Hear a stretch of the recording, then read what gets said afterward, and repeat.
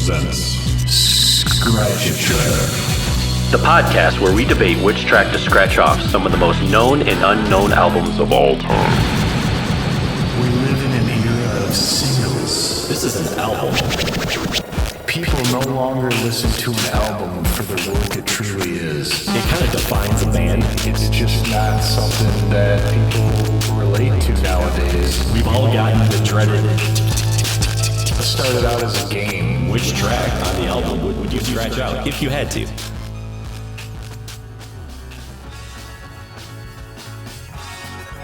Hey everybody, welcome back to another episode of Scratch a Track, presented by the Dude and Grim Show. I am the Dude, and with me as always is Grim. How you doing there, Grimmer? I am good today, sir. All right. Well, guess what?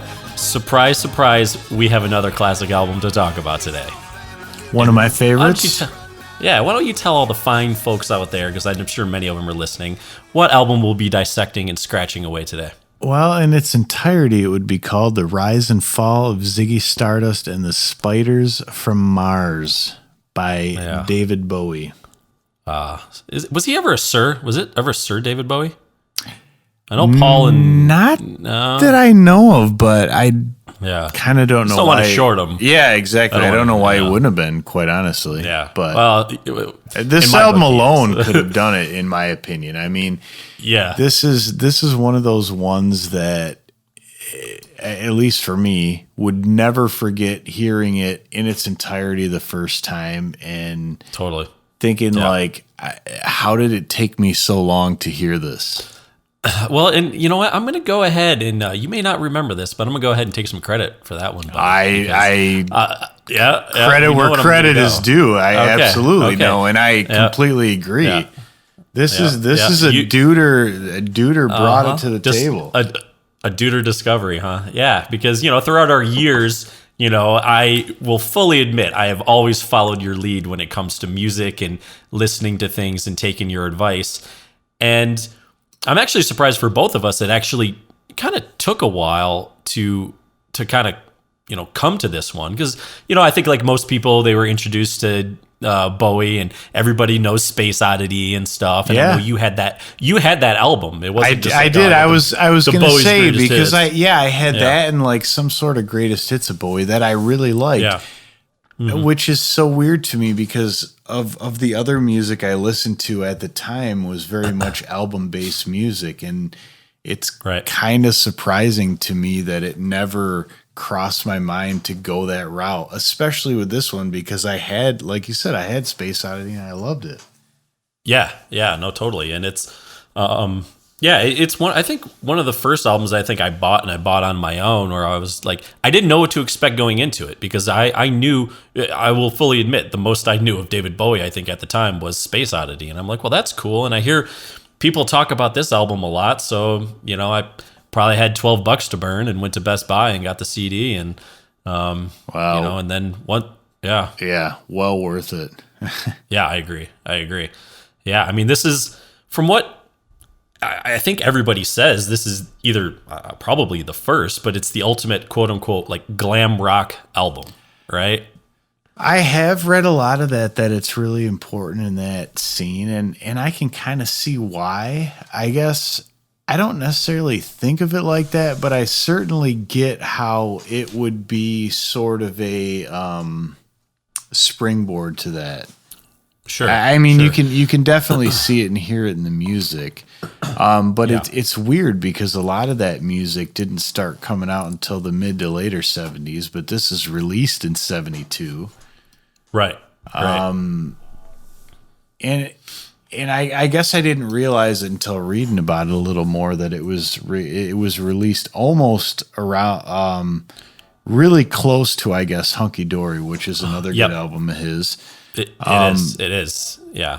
They were kind of recorded back to back pretty much. But I will say, this album, and I really like, I've been listening to Hunky Dory actually a lot lately, but this is kind of like the next step in another level to me. I mean, it's amazing when I read about it that at the time, people use what they have, and they had a 16-track recorder, and this thing was done on a 16-track recorder, and that just blows my mind. Really does. Right. No. Well, it's interesting because to me, this album is so much more than an album. This created a persona. This is based on a character and someone that Bowie really, for better and for worse, really identified with and became a part of. And I read that the character itself was actually inspired by this British rock and roll guy named Vince Taylor. Yep, I read that as well. Did you read that too? Yeah.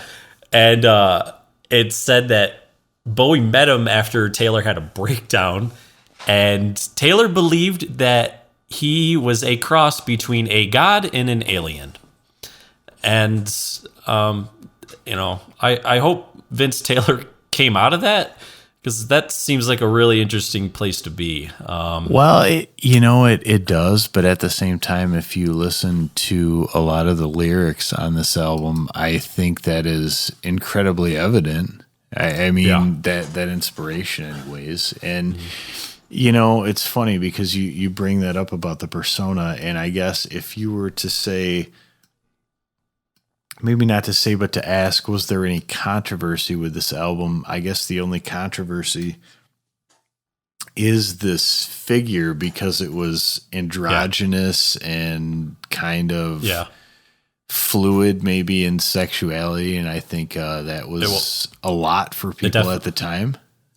It definitely was. Yeah, it definitely was. And he was, it seems to be from early on very open about his sexuality, and being, I think at times he identified as being bisexual. I think even at one time he identified with being gay. Mm-hmm. So I'm not, and I think over time, but then I think he actually, at some point, he was also, married to a woman or a supermodel as well, wasn't he? Yeah. So yeah. So I think for him, it was definitely a period in that era, definitely of self-discovery, and not just musically, but as a person and sexually as well. And they, I was watching a documentary a while ago, and it talked about this era, this time period for him, and a lot of it talked about him feeling actually more comfortable performing on stage, like in costume. He felt more, it was like this theatrical performance, and he felt more comfortable dressing up and playing live, almost in a way of kind of hiding behind the costume a little bit. Yeah, sure. And it's kind of interesting because it's a little different, but it reminds me of, I don't know if you remember, like, the story of the Doors and Jim Morrison. His first couple shows, he sang with his back to the audience. Yeah, because he was just kind of shy. And part of me is like, I don't know if it was a shyness that he had, but I think he felt he could really get into the character, and that would help him, with his performance in the music. And it's talked about that, kind of once the tour and everything was done, he actually had a really difficult time separating himself from the Ziggy persona that he created. And I can really understand that. I mean, I can't relate to it, but I can understand that, you're this rock and roll star, you have thousands of people, you wear this costume, you're going out every night as this kind of person, and people are, cheering you on and whatnot. And not only that, they're worshiping you, but that combined with I'm sure, I think also at the time, a lot of drug use. Oh yeah.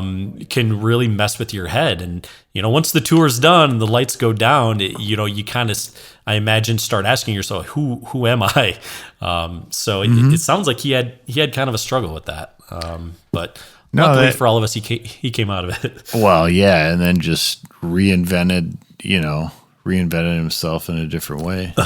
But right. Which is something that, he's done. He had done throughout his career. I would say, especially musically speaking, more so than a lot of artists. I mean, sure. It was like it was always him, but it had this feel of kind of some of whatever was going on at the time. Yeah, definitely. And it's funny. I was going through his greatest hits, and it's really interesting to play like his greatest hits, and you just see the evolution and how he's kind of changed. You're going from Space Oddity to like Ziggy Stardust, and then some of the stuff he was doing in the 80s and everything is just kind of it's such an evolution. It's very, very, very cool. Very cool. So going to this one, I mean, I kind of want to talk about the tracks and figure out where we stand. Yeah. Well, stand in the place where you were. So, I mean, getting into the tracks. One thing that I did see that I thought was cool before we kind of get into the tracks themselves is one of the producers, Ken Scott. He said that he produced a lot of Bowie's albums. He said that 95% of the vocals that Bowie recorded for like the 4 albums that he did, which I imagine were probably Hunky Dory, this one, and Diamond Dogs, and Brothers, probably another one in there. Aladdin Sane, He said, Aladdin Sane. Yeah, he said 95% of the vocals he did on the first take. Oh, wow. I mean, dude, that's unbelievable. That's pretty impressive, man. How many times have you been able to nail the vocals on the first take? Not that many. No. So getting into it, I guess, this is an album that was recorded and produced in the vinyl era. So there are we get 22 minutes aside, and there's always the intro track, and then there's the end track to the first side, and then the intro track to the second side. So I think that's something to think about and talk about as well. As the album goes, I don't think you see that. If you look at, I mean, 5 Years has kind of a slower start, but a proper song in its own light without a defined intro. Yeah. All the songs pretty much go, and honestly, one of my favorites, It Ain't Easy, ends the first side. And, with no real ending, the song just ends, and then the second side starts with Lady Stardust. So in some ways, it's interesting because it doesn't have those little intros and outros. It really is more or less just a collection of songs. And it's interesting. I think I read somewhere that, Bowie kind of said, like, there's a concept here. It is a concept album, sort of, and I'm sure a lot more people read into stuff, but a lot of these songs are kind of just dropped in there, and they could be placed, a lot of them, in order. One could argue that, okay, Rock and Roll Suicide makes sense to have at the end because it kind of has Suicide's the end, and so with 5 Years, what I kind of read about that is that's kind of the beginning, but it's kind of saying, hey, we have 5 years left. Yeah. And so starting now, we have 5 years left, and that's kind of the thing. But yeah, kind of like you said, it has a real just I don't want to say unimpressive, but the intro, it just, it's this little kind of drum beat kind of fade in, right? Mm-hmm. There's nothing overly distinct about it, or it definitely doesn't hit you right away, but I like the way it's recorded.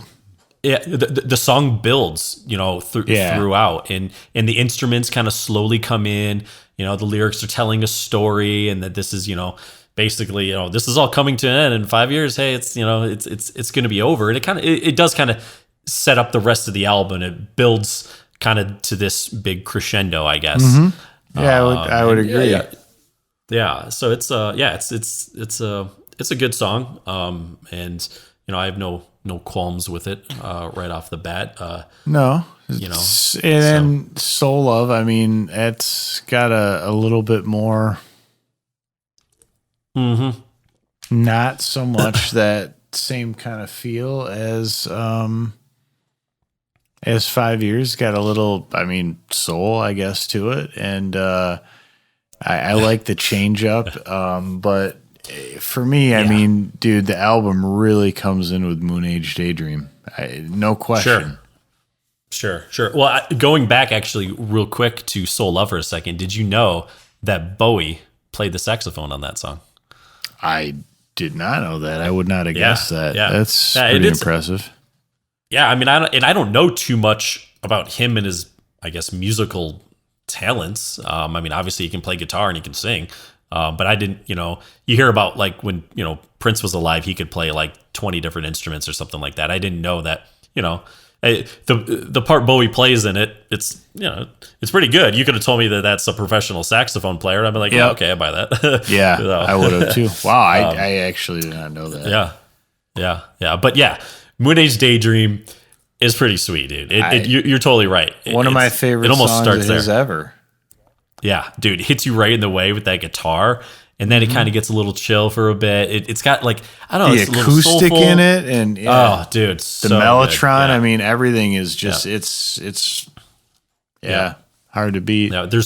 Yeah, there's a cool sax part, but then, dude, and then towards kind of like the end, then you got strings coming in and stuff. I think, and it's it kind of goes everywhere, and it and almost has some sort of a feeling like if Space Oddity moved a little more. Yeah, I was just when saying, you get the like, strings and the mellotron, the mellotron strings, and yeah, and it kind of the way it ends, and you may be able to speak to this a little more, but the guitar at the end, it has this kind of like almost like a sustained guitar where the guitar strokes are kind of like longer and drawn out, and it has this, I don't know, it does kind of like it's going out into outer space or something. It just has a weird kind of feel to it. But it's good. It's good. Then moving on to Starman, which is the main single from the album, and probably, I mean, I guess this or Ziggy Stardust, but this is probably one of the most famous songs, I think, on the album. And I read that they had all these tracks from the album. RCA listened to it and they were like, we don't have a single for the album. We need a single. So he came up with this one. And I do feel like it has, it is more, to me, with listening to it, it is more commercial. It kind of feels like it's Space Oddity's like little brother or something like that. It's got, the acoustic, and it has a smooth acoustic rhythm, and then there's the piano and everything. Yeah, no, I agree. A good guitar busts in, it fades out. I mean, it just kind of has like a good overall feel to it. It's it's a song that I like. I enjoy on it. But not as much as it ain't easy. Yeah. I mean, easy. Come on, dude. That's got like the most soul, and it's just like the nastiest. When it drops in with that, to me, it's hard to find a better spot on the album. Yeah, well, let me ask you, the intro before that kind of comes in. Is that like a harpsichord, or what instrument is that? To me, it sounds like a harpsichord. Yeah. Yeah, that's kind of what I thought. Which I like, because it seems like it wouldn't go to where it does, and that's what I like about it. Well, and that's kind of what I was the last time I listened to it, I kind of made note of that. I was like, geez, like, it starts off like this, and it's kind of, I don't want to say like silly, but it's, it's got this kind of loose feel. Loose feel to it. But dude, when the lyrics come in, like,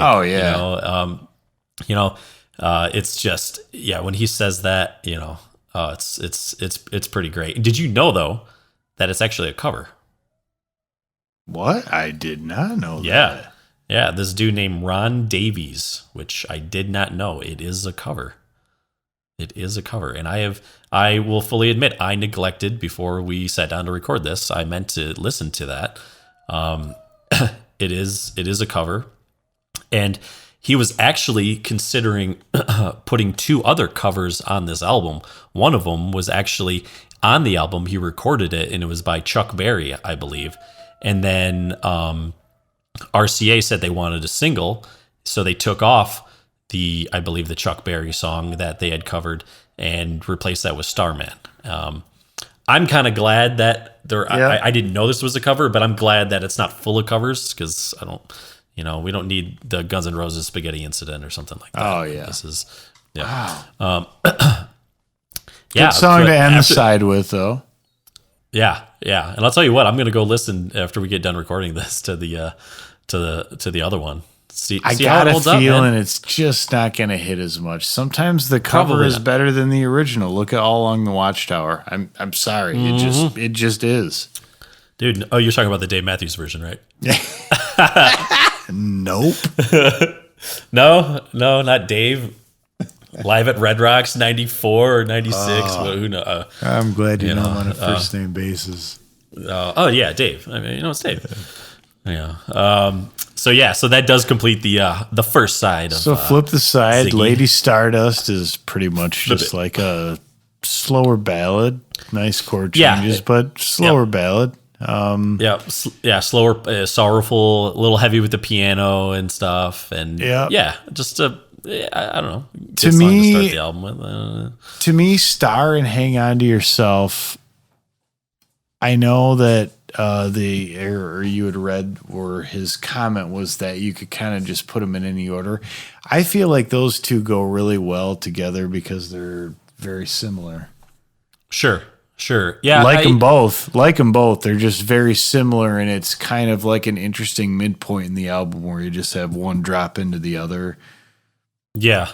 Yeah, and Star has some good transitions in there. I like how I think when I was listening to it, it seemed like the vocals, I wouldn't say they doubled, but the way he sang them, he would start singing the next vocal over the end of the last vocal that he sang. Yeah. And it just that kind of has a kind of a cool effect. I think I kind of like it when people do that, and it works. Yeah, you can't pull it off live, but it's sweet. Yeah. The one thing there is something I will say the piano. There is a piano part in there that it's just kind of very plain, and there's something about it that kind of annoys me a little bit. But that was just something I noticed when I heard, and so and then I think Hang On to Yourself to me is just like it's just kind of a good rock song, and it moves. It transitions, but it keeps kind of the same tempo throughout, and it's got cool little guitar riffs in it. It's just a good song, and that kind of leads into Ziggy Stardust, and which I would argue is the hit. I mean, regardless of what was the single, that's the one that people remember, in my opinion. Dude, the intro, that riff, man, dude. It's amazing. It is. It's just amazing, and it's kind of funny though. I believe that throughout the whole album, we haven't really heard anything about Ziggy or Ziggy Stardust or anything like that. It's not really been mentioned, and this is the first time that Ziggy Stardust is brought up. But the interesting thing I found is like you have obviously Bowie is singing this, but he seems to be describing Ziggy, which I found to be interesting because he's supposed to be Ziggy. And, I don't know if it's this, a concept album or whatever. It's like, and you're singing about yourself. I don't know. It just got me thinking that's a good point. I didn't think about that. It's like, who's the person singing then if you're the person talking about Ziggy, Yeah. And but similar maybe like person. Yeah, but maybe I don't know. It kind of reminded me of like Sgt. Pepper when it's you have the it starts off and it's almost like the conductor singing and talking about the band and whatnot. But I don't know. It's interesting. Maybe I'm having like an acid flashback and I'm just thinking too deeply about this or something. But I think that's all valid, really. Yeah. But it's interesting because then you go into Suffragette City, which is one of my favorite songs. I don't really know how this fits into the album other than I feel like it's like one of the hardest hitting and just like everything builds up to it as a song and it just kicks your ass. And then it does. It reminds me actually a lot of kind of like Hang On to Yourself. I think they're very similar. They're both but this one's punchy. This one's better. It has a hook that you'll always remember. Yeah, I just love just when he sings like Suffragette City. It's just, and to me the hey man, I mean that that's always been one of my favorite things. Yeah. Well, dude, it's always great when you can kind of have a song like that where you can just like you can be sitting around and like that part comes up and you just sing it or you're with some people and everybody's hey man, and you don't have to be a good singer. No, you don't. I mean, case in point right here.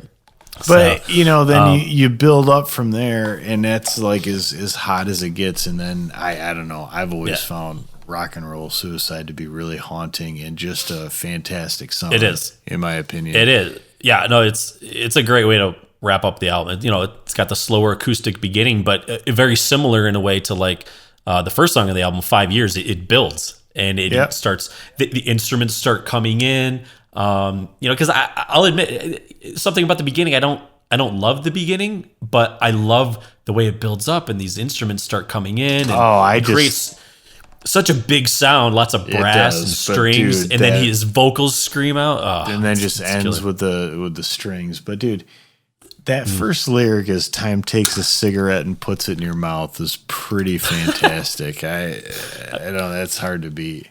Damn, I feel like that should be on a T-shirt. Probably. I know. I'm going to go to Redbubble. Yeah.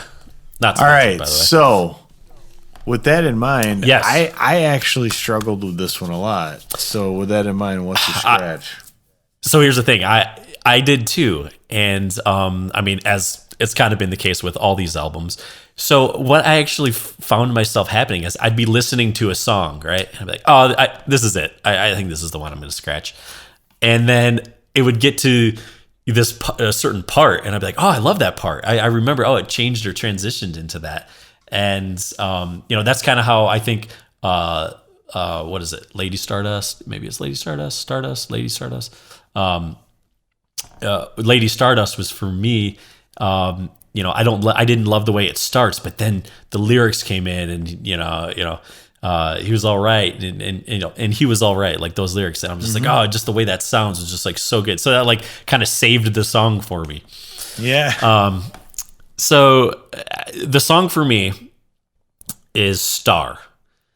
And, and I think I said earlier, like, there's something about the piano kind of annoyed me. And there were some background vocals that I just heard. And I don't know, there's just something that I just didn't love about it. And I'm like, I could, start the album or, start with Lady Stardust. Cause I liked that song and that part, and then go right into Hang On to Yourself. And even though you said, and you made a good point, well, you kind of think of those two as kind of in the same, and they group together. That was just my one. That was, I think that was it.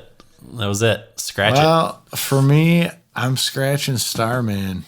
I knew you were going to say that. I realize it's kind of interesting in terms of what I think it perhaps means for the album, but sure. The only thing for me again is, like you said, the transition, and I could easily go from Moon Age Daydream right into It Ain't Easy. I like that would be really hot. Hard to argue with that. Yeah. So. No, I'm with you there too. And I think to me, not being a musician, but even from a musical perspective, there's nothing, I don't know, when I think about Starman, there's nothing that overly like stands out or jumps out at me. Yeah, that's kind of where I'm at. And that's how I felt with a couple of these songs, even the ones I was like, I don't like it. But then I'm like, oh, that part, like it just kind of grabs you. And maybe there's a thing that with Starman there's a part that just doesn't quite grab me. But again, I what can I say? I love the hits sometimes too. So no, I hear you. It's a good one. So cool. Well, man, we just scratch those pretty easy there, my friend. Yeah. All right. Well, I think that wraps up another week here on Scratch a Track presented by the Dude and Grim Show. As always, we thank everyone for listening. We appreciate your support, and please listen to the previous episodes recorded, and trust me, we got another one coming next week. Oh, and also, we have a Twitter account now. We haven't been overly active on there, and Grim, I know that'll probably fall on more my responsibility than yours, but But we'd love for anyone listening to go to our handle is at Scratch a Track, and feel free to give us some suggestions or tell us, after you listen to an episode, let us know what your scratch track would be, because it makes for great debate, and we'd love to kind of start getting others involved in this process to hear what the community thinks. So thanks again for listening, and we'll see you next week. Dude and Grim, we're out. Scratch a Track is produced by the Dude and Grim. Additional music provided by More. That's ... MORE and the Tims, TIMNZ. Copyright 2020, The Dude and Grim Show.